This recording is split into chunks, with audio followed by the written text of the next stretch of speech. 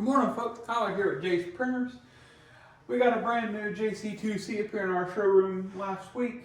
Just want to go through and look at setting it up. We're getting it ready for the day. We're going to do a quick walkthrough, and almost like a product review of it. I'm really liking this blue on it myself. Open the hood.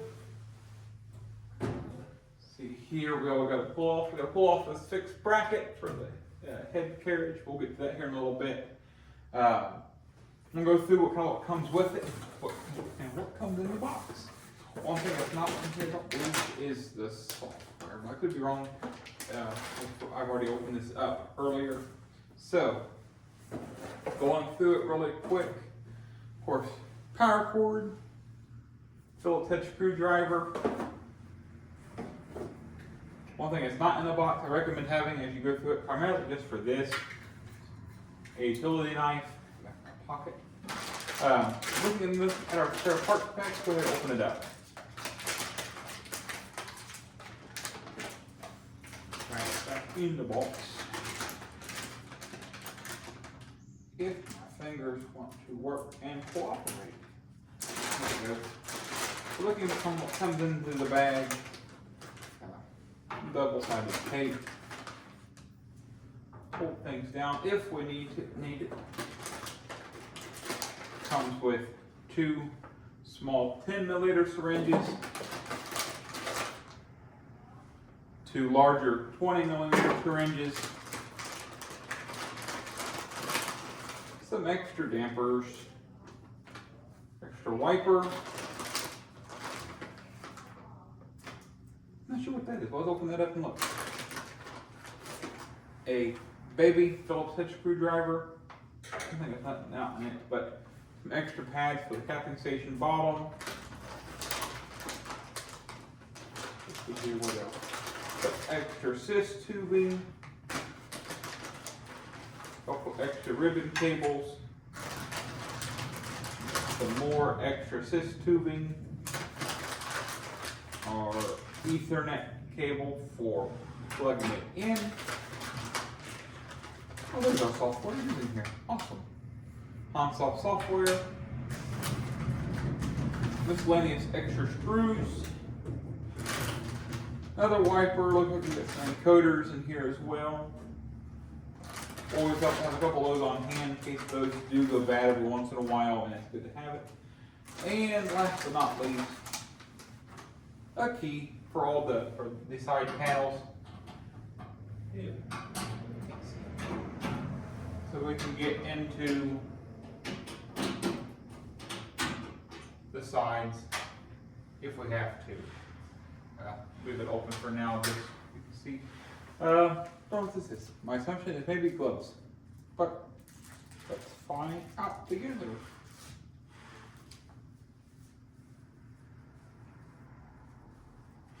Okay,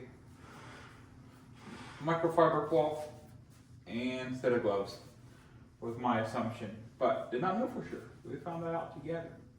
So really, overview what comes with it. Most important part is going to be your Hansoft dongle to get you into the software program and get it set up. So yeah, I'm going to get all this cleaned up really fast, and then I'm going to go ahead and unbolt the head carriage, make sure it moves freely. But I'll turn this off real quick. We'll be right back. Okay, folks, Tyler back here again. So I'm going to put all of our stuff away. I went ahead and hooked up the Ethernet cable to my computer and plugged the back of the machine in. So now I went ahead and I undone the shipping bracket. Just this little metal piece here. Make sure you can see that halfway decently. Once again, I'm not a video photographer. I'm just a tech. So I'm going to suggest you place this somewhere where you know where it's going to be. Just so you don't lose it in case later on you have to send it somewhere. You move, you bring it with you. It's good to have it. I normally put my screws back into the hose because it's easier not to lose them that way. You can see how shaky I can be. I'm trying to do this. I'm just gonna put this back in our spare parts box for now, so I can forget about it for a little bit. Put this down here out of my way. So the next thing I'm gonna do, I wanna make sure everything moves freely. Make sure my bed goes all the way back without hitting anything behind there, which I think it will end up in the wall. No, we're good. Make sure it comes all the way forward. Without anything hitting weird, we're good. Move it back here in the middle, make sure it's, let's work for it later. So make sure this moves freely. Moves freely from one side to another. Man, look how pretty that capping station is, brand new. With a nice clean felt underneath. Push that down a little bit. The felt will be nice to have extra because there's sometimes ink, when it drains over, it gets down into that and it'll catch it rather than make a nice nasty mess for you coming out of here. In the event, you know, if you have an older model that don't have this one, I recommend go, you know, either come see us for some felt or find a local craft store and you can buy the felt there as well.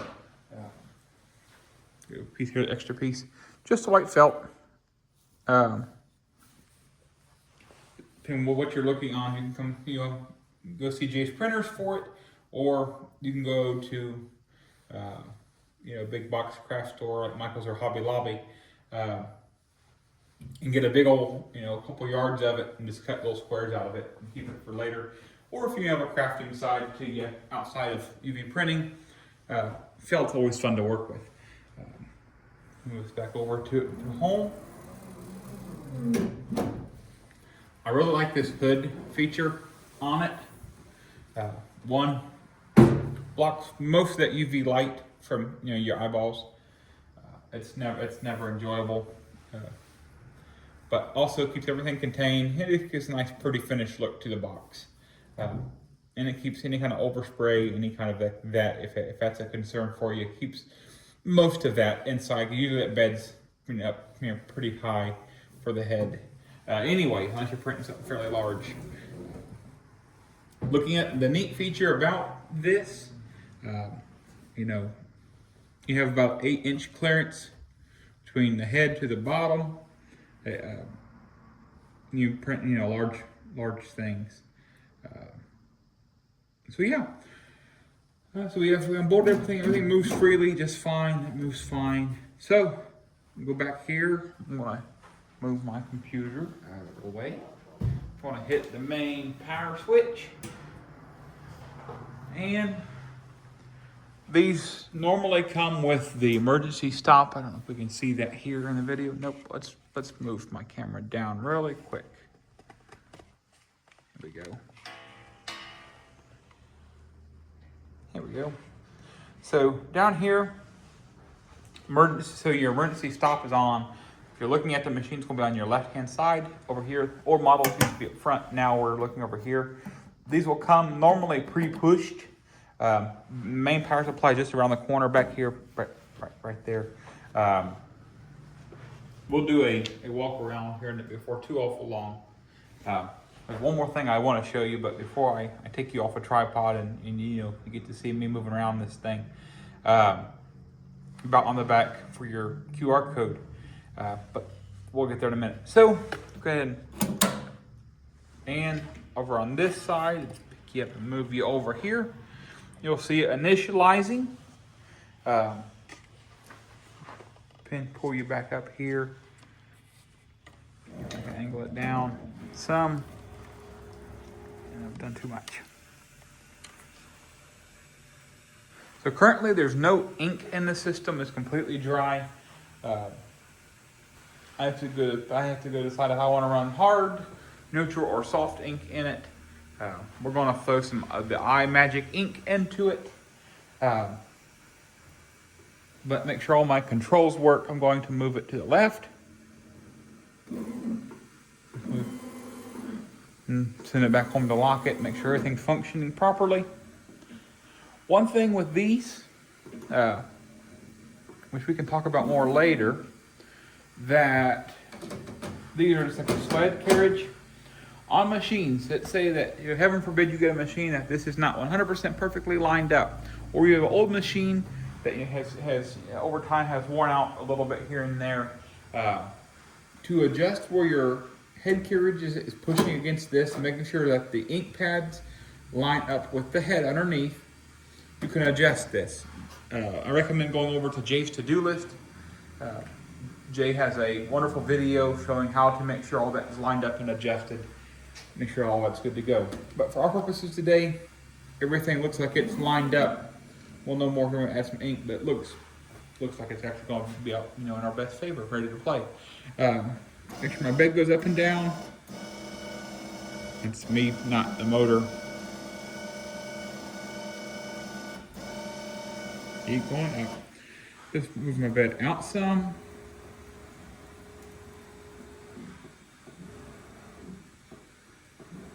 Bed works all the way in and out. Good. Let's bring the bed up some. If my finger wants to hold the button down. Bring it up into print range.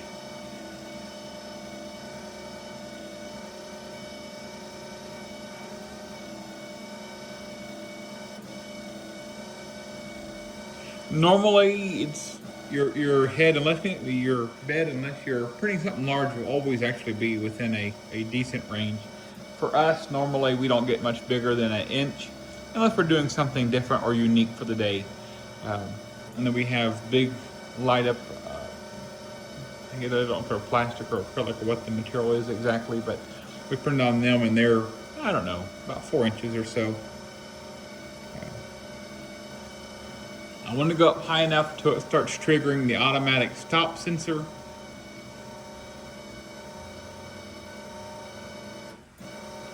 As we go up and wait. And it's going to stop it, automatic stop. Showing how that works.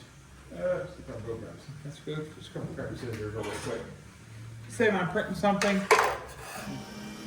it's going to level it down and level until it is that sensor is clear. So how this works, this is a question I get a lot, you know, kind of, what is auto-focusing? So this whole beam right here is hiding a laser eye, just like a garage door. On this side to this side, there's 2 lasers that are in constant contact. So the minute that it's broke, it says, uh-oh, you know, my bed's gonna be too tall and it's gonna hit my head. So now, what I can do, move my head over here because I know I'm safe without hitting it. I'm gonna go down here, get low where I can physically watch it myself. And I'm gonna bring it up. That's about there for now. That's a safe distance. And then from there, whenever I add into material, I might print on some PVC maybe for a nozzle check when we get that far. Go ahead and lock it. Going with this vacuum bed button is down here. So it makes everything stick very well down to the bed, especially working with like leatherette or any kind of vinyl film. But yeah. Next step for us would really be at this point would be go grab some ink, throw some ink in the back of it, and start doing some loading and plating and getting it ready to rock and roll for the day. But yeah, stay tuned. Okay, just really quick, showing the ink I'm going to be putting in this machine. I'm going to be using iMagic neutral ink. Of course, so you can see all the precautionary things. So looking at what neutral ink is going to be good for, it's going to be good for anything that has some flex to it, but not a whole lot.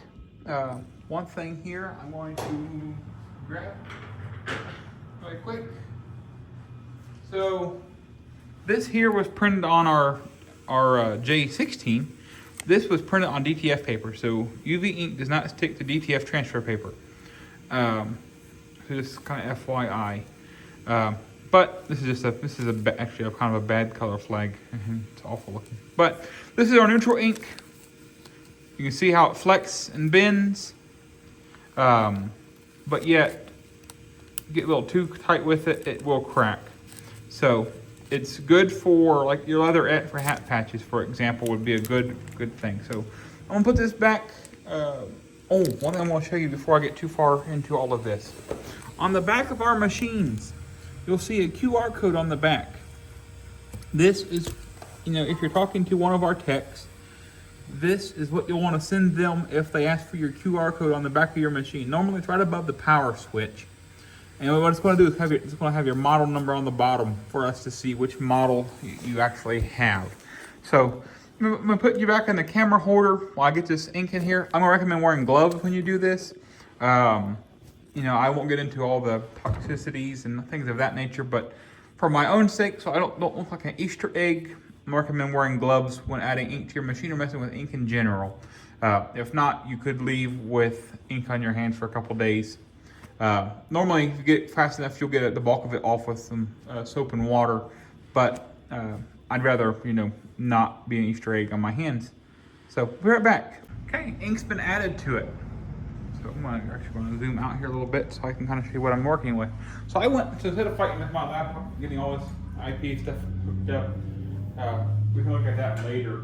But I went and grabbed, what I've done here, so we had a couple returned, traded in, or don't know what the situation was, but nevertheless, had some of the smart printers that we used to carry, since we've now since discontinued. I stole one of the computers. All this is pretty much just a Windows tablet, or like anything else. So works just like the regular software. It's the N10 Hansen software. All my inkwells show full now. Everything's actually touchscreen. That can make my life a little easy. So I'm going to go through here. I'm going to push in first inking and load my ink. What it's going to do now is going to start pumping ink to the whole system for the first time. What it's going to do is going to run the pumps a little harder than normal. It's going to run everything through to get the dampers full, get the capping stations full, get everything rocking and rolling for us. Start to hear it. I'll push stop. You can hear it stopping. Well, on this side of it, you see we're getting back in the waste tank on this side. A little bit of soap, but we're going to move this. It's still doing its thing. Still pumping, still pumping.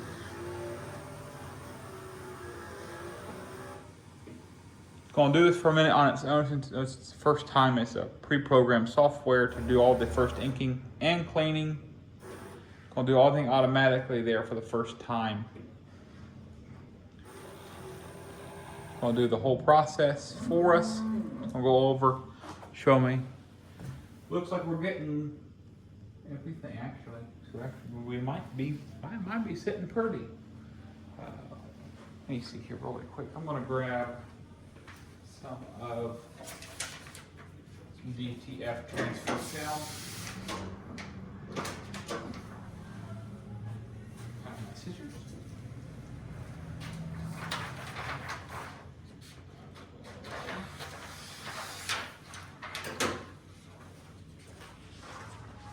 All right. So while doing all this, I'll run this here. My vacuum. This is DTF transfer paper off our J24. So you can see how well it does on sticking it back. And I'm going to move it. If it's ready to rock and roll, I'm going to move this up some, about where it needs to be. I can do a proper nozzle check. Nozzle. Okay, in real time with me, you're seeing how we're doing on just the first go around. Let's go ahead and get over here real close. So it looks like we had some slightage, a little bit on the color. So I'm going to do, you can see that or not, maybe gloss. Yeah, you can't see it in the camera by any means, but the light, I'm missing one channel, but the rest will be okay. I'm just going to go ahead on the machine itself and push clean again. Our rubber channel.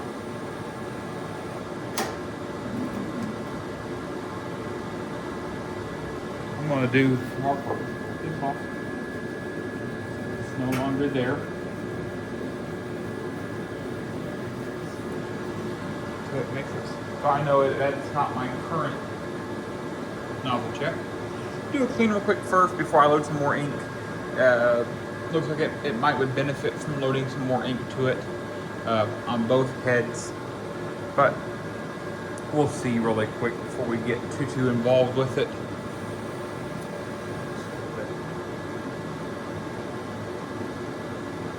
Cool. Run this backwards. If my finger wants to float it down enough. Let's do another nozzle check. Now we'll load some more ink, but stay tuned. I'm probably going to go ahead here in a second. See how this one here looks. Man, color and white is beautiful. I need a little bit more. Missing one channel on my varnish. So I'm going to load more on head 2 to get more varnish into the system. Hopefully get that open up for me. But in terms of color, you can see it brand new out of the box, never been touched. First time adding ink to it. First time doing a first inking. All those things. And within a matter of, I've been recording now for 5 minutes, we have a beautiful nozzle check for color and white. A little bit so-so. I don't know if the camera can pick it up or not, but on the varnish, we're going to work on that really quick. I'll keep rolling. Once again, I don't normally record things, but I don't think we get that one nozzle there better. I think we can. In terms of the color, we have your white, magenta, cyan, your key, which is also black, and 2 channels of white. So actually the color head is perfect. I'm missing one, which I don't know if you can see it on there or not, but I'm seeing all of them but one here and one more back here. But I'm missing one of the nozzles from the varnish. My assumption is that it's just a, of course, brand new.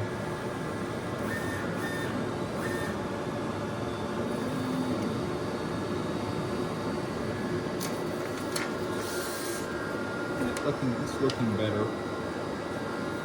Let's work on it some more, make it pretty, but let's do together really quick. Let's do a, see it working. Color plate and see what it looks like.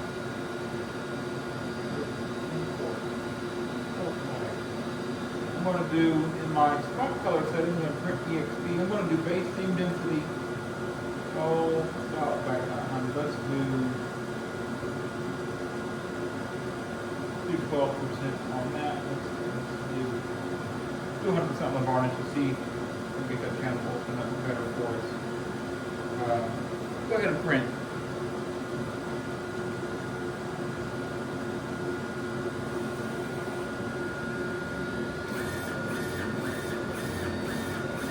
The varnish one is on. Important.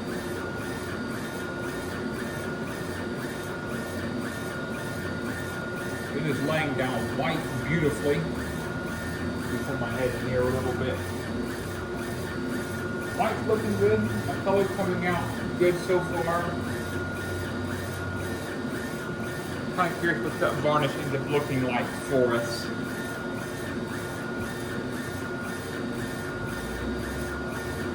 To give you a sense of what it looks like with this down, push this down easily so it won't disturb it.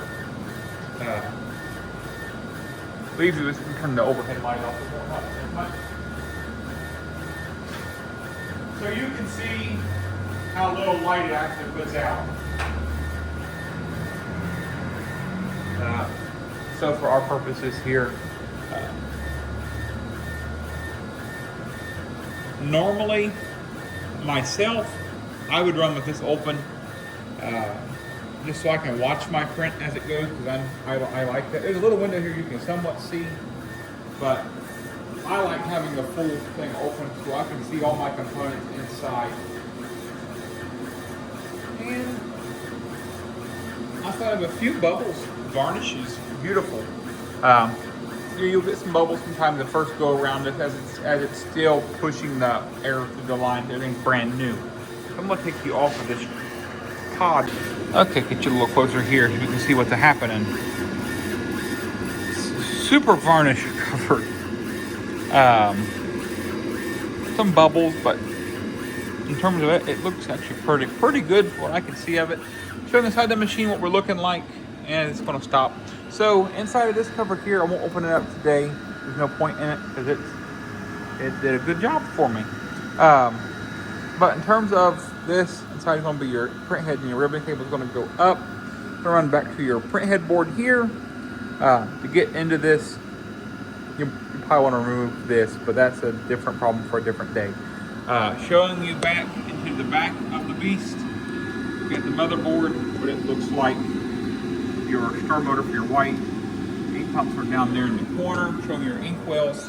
I won't open all that up, but not today at least. Ink wells where they're at in the back of the machine. On the far side, you got yellow, cyan, magenta, then your black, white, and gloss. Once again, I'm running all neutral in this, so that I can really print on whatever. That's a nice thing. Waste tank, Ethernet cord running it, power supply on the other side. Better picture of the ink pumps there if you have to replace those ever. Once in a blue moon, you'll have to redo those. Same with the capping stations. So see here, so we're looking like, turn my air off. I'm probably gonna get gloss on me. Nope, it actually hardened pretty well. My settings pretty good. So this is what I was talking about with it not sticking to DTF paper. Don't do it one-handed, it's kind of rough. Pulls it right off. I get the question, can UV ink be put on t-shirts through DTF transfer? No, it cannot. Different ink, different texture. There's, I guess, maybe a little bit of lineage in something there. So what to do? Maybe we'll see what that is. I'm assuming that's the varnish. But white looks halfway decent. But the more you print, the more you play with it, the more all this will get worked out anyways. But once again, super flexible for the neutral ink until you get, and of course, it's gonna make a liar out of me. Will make a liar out of me. It's not cracking like it ought to, which is probably a good thing. There it goes, maybe. But actually, not too bad today. So this is also fresh neutral. There it goes. It cracked a little bit. Once it starts, it'll start. That varnish is actually a big, huge help. But anyway, so looking at, you see the nozzles in that too, but see how pretty that actually came out. Show you my actual pad here. If you're interested in these, I do know we have some. It's a learning curve to figure out how to use the touch pad when doing all of this. It's not as convenient as a computer. For myself, doing all the tech work around here in-house, this is a whole lot better for our certain machines that use this software, because all I do is plug it directly into a wall, and I have a computer that I can fully function and run without having to worry about IP addresses and all of that. But as always, if you're interested, check out jsprinterparts.com. They're on there listed. I'm not sure under which tab, but I know that we have a couple of them left. If you want to look at doing this application where you can travel a little bit easier with it.